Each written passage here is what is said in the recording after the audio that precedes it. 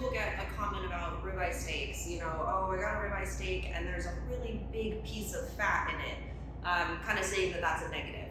The thing is, that fat is inherent to ribeyes. If you don't like a lot of fat, I always say go New York.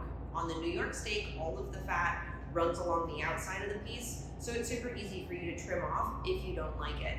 For the ribeye, you do have something called kernel fat, all right? That's this little pocket of fat that if you're looking at the loin end of the ribeye, so this is a ribeye, this is the end that connects to the loin of the animal where the New York is. There's no kernel fat on there.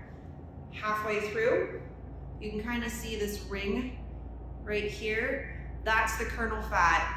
And then if we were looking all the way at the chuck end, that would be this piece here. You can see it here, all the way on the chuck. It kind of disappears to like a nothing.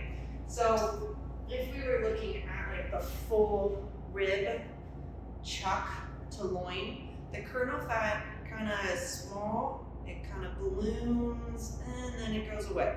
So depending on where your steak comes from in that ribeye, you will have more or less of that kernel fat.